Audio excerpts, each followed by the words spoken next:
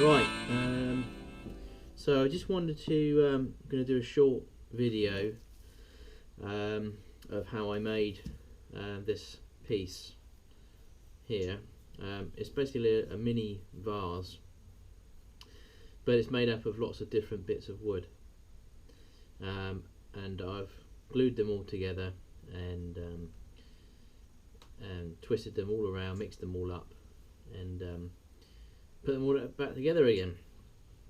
So I didn't actually film the video itself of me doing this, so I was going to give you a little bit of an explainer of how I did it.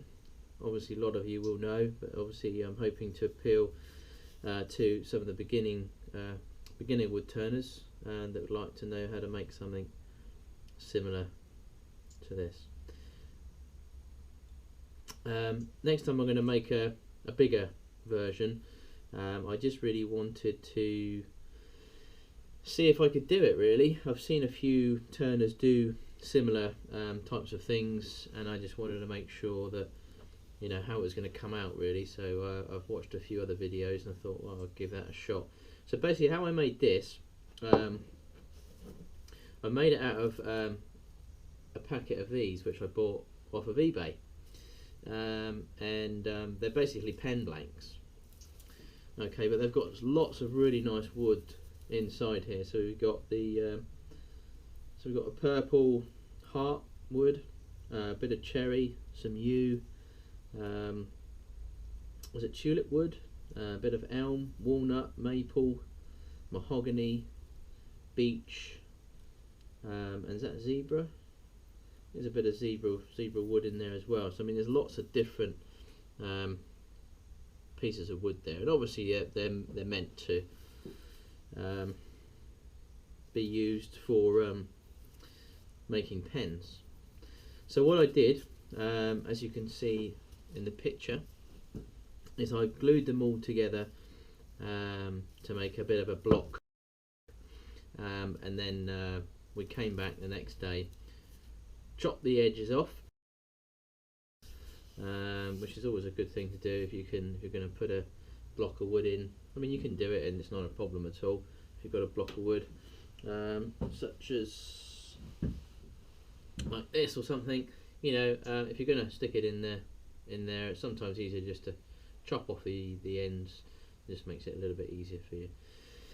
So we did that, and then we came back, turned it all. Then basically I chopped little segments out, labelled them all up, so that I wanted to make sure that they all went together in the same places as they come out, really, but obviously twisted. So I twisted them all around, and then glued them all back together in the right places. Before I did that, I did actually sand off in the sander, just to give them a bit of a smooth finish.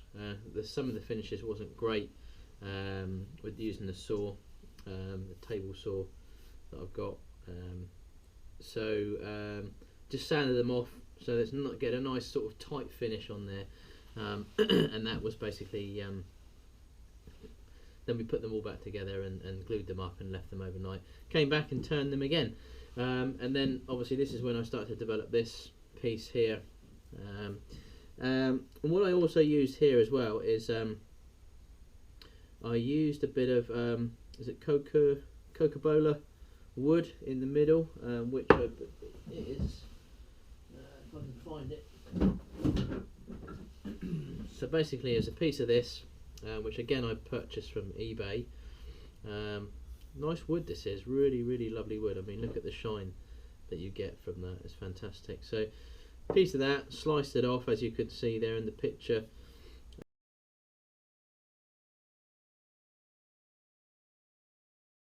Basically glued it in the middle. So we used the wood, we glued it into the middle section, and then I turned it again and sort of started to shape it into a little mini vase. I just wanted to do this because I wanted to see if I can do this with these small bits of wood. Then I can do it with a bigger project next time, maybe make a bigger vase. But it's quite nice. It's really turned out well. I mean, I love the way that these woods are fantastic.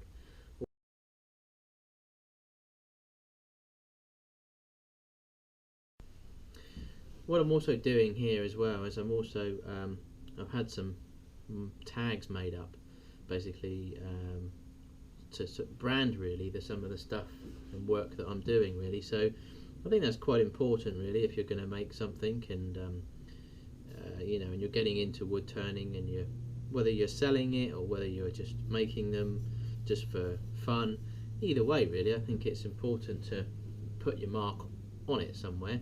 I mean, I've seen some people burn, you know, their name into it, or you know, write their name on it, you know, and then there's some people that do put tags on it. So I had these tags made up by an engineering company, got it designed, which with NZ wood turning on it, and it says handmade by NZ wood turning. So it's quite good really, because you know, in 10, 15, 20, 50 years time, hopefully this will be about longer than I will be, and someone will pick it up, you know, and it'll be in someone's house, I expect, somewhere, or a car boot sale or something, you know, and it would be nice just to go, oh, you know, made by NZ wood turning. That's just quite nice to know that. Hopefully, you know, Facebook page will still be running, or YouTube will still be running, and people can kind of go back and search on the internet and see, you know, who it was made by. I think that's quite important really. So if you're making things like this, or anything you're making really, bowls, pots, all sorts of stuff, I think it's important to, you know, get your brand out there, you know, and just put your mark on it. So that's these are quite good little brass plates really. They're tiny. I mean, they're smaller than a penny, but they look really nice. And I've had a few of them made up. So basically, these ones I've got made up here. There's quite a few of them in here. These are bigger. These are actually a penny size, which are quite nice. Quite a lot of them. These ones are the smaller ones. So I've also had some black ones made up, which are quite useful, depending on the type of work that you're doing. And then these are the brass ones that I've made up as well. So yeah, quite good, quite useful to do that.